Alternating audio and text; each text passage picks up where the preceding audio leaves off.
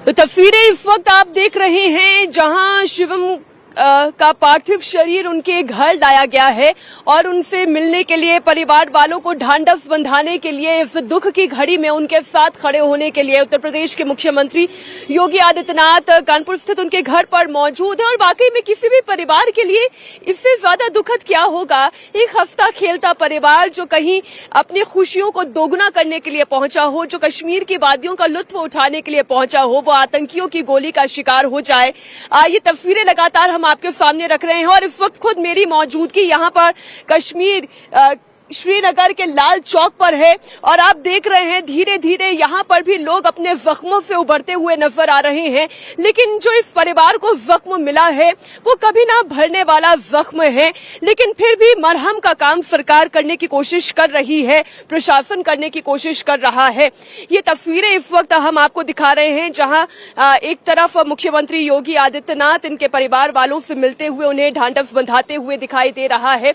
देखिए, मुआवजे अपनी जगह है, प्रेम अपनी जगह है, संभल अपनी जगह है, लेकिन इन्होंने जो खोया है, इस परिवार ने जो दर्द देखा है, वो दर्द इनके साथ ताउम्र रहेगा। हाँ, एक मरहम इस लिहाज से जरूर हो सकता है कि भारत सरकार इन आतंकियों को ऐसा मुंहतोड़ जवाब दे, इन आतंकियों को पालने वाले पाकिस्तान को ऐसा मुंहतोड़ जवाब दे, और वो न सिर्फ एक कूटनीतिक जवाब हो बल्कि वो सर्जिकल स्ट्राइक जैसा जवाब हो, वो बालाकोट एयर स्ट्राइक से भी ज्यादा बड़ा जवाब हो। वो शायद इन जख्मों पे मरहम का काम कर सकता है, क्योंकि ये आतंकी हमला न सिर्फ इन परिवारों पर हुआ है बल्कि वो कश्मीर की जमहूरियत पर भी हुआ है, वो कश्मीर की इंसानियत पर भी हुआ है।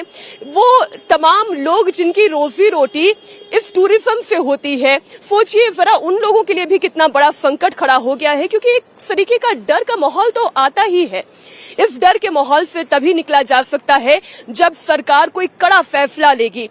पाकिस्तान की सरजमी पर जिन आतंकियों को पनाह दी जाती है, जिन आतंकियों को पाला जाता है, पोसा जाता है, उनके ऊपर टारगेटेड अटैक होगा।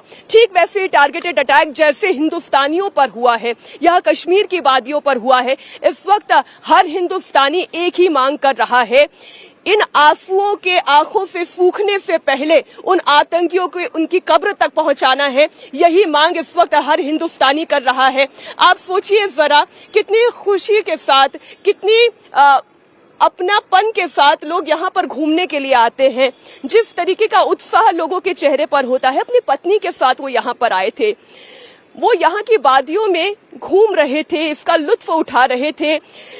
एक दिन पहले का जो वीडियो हमने देखा था, वो हंसता खेलता परिवार कैसे अचानक से मातम में डूब गया है, आज वो ये तस्वीरें कानपुर की बता रही हैं। और जब ये तमाम बातें विशाल मैं कहती हूँ तो मेरा जी घबराता है, मेरी आंखों में आंसू उतर आते हैं। क्यों? क्योंकि एक हंसता खेलता परिवार इन आतंकियों की गोली का शिकार हो गया।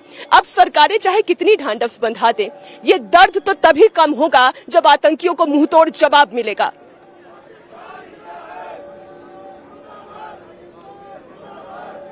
देखिए मीनाक्षी, इस बात से बिल्कुल इनकार नहीं किया जा सकता है, चाहे परिवार के लोग हों, चाहे शुभम की पत्नी क्यों ना हो, चाहे उनके दोस्त क्यों ना हो, सभी का एक बात कहना है कि जिस तरीके से शुभम का नेचर था, जिस तरीके से शुभम का व्यवहार था, जिस तरीके से शुभम के लोगों के साथ दोस्ती यारी थी, कभी किसी से झगड़े में नहीं पड़ता था, पढ़ाई में बहुत अच्छा था, इकलौता भाई था अपने परिवार में। और जो बहन है, बहन का रो रो के बुरा हाल है, जीजा का रो रो के बुरा हाल है। और सभी ये चाहते हैं कि जिस तरीके से शुभम को बेरहमी से मौत के घाट उतारा गया है, उसी तरीके से, जैसा कि आपने कहा मीनाक्षी, कि आंसुओं को सूखने से पहले उन आतंकियों को कब्र तक पहुंचाना होगा, यानी कि उनके असली जगह तक पहुंचाना होगा, क्योंकि उन्होंने धर्म पूछ करके निर्दोष लोगों पर जबरदस्त तरीके से न सिर्फ गोलियां चलाई हैं, बल्कि मैसेज इस तरीके का दिया है कि वहां पर न सिर्फ डर को पैदा किया जा सके, खौफ को पैदा किया जा सके, बल्कि पिछले 5-6 सालों में जो हमने देखा कि कश्मीर टूरिज्म के लिहाज से, शांति के लिहाज से एक ट्रैक पर लौट रहा था, उस ट्रैक को पूरी तरीके से इन आतंकियों ने मिटाने का काम किया है, गड़बड़ाने का काम किया है।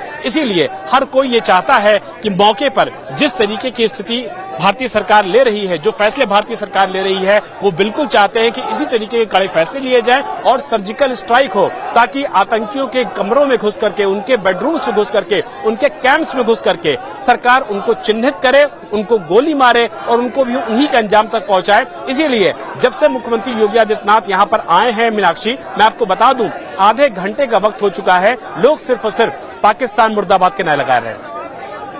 सीधे लोगों से बात कर लेते हैं। देखिए सीधे लोगों से बात कर लेते हैं और उनसे जानने यही की कोशिश वक्त करते हैं की कि क्या वो जरूरत भी चाहते है हैं। विशाल। आप बताइए किस तरीके से चाहते हैं आप लोग?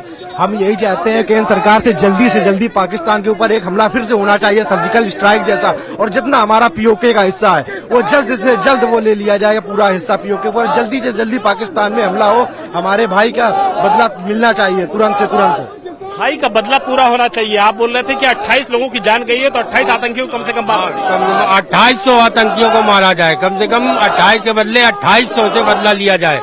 और सर्जिकल स्ट्राइक के माध्यम से जिस प्रकार से पिछली बार हुआ था उसी प्रकार से सर्जिकल स्ट्राइक के माध्यम से बदला लेना चाहिए, क्योंकि ये रुक के हमेशा किया करते हैं। जब तक मजबूत एक्शन नहीं लिया जाएगा तब तक ये पाकिस्तान शांत नहीं होगा।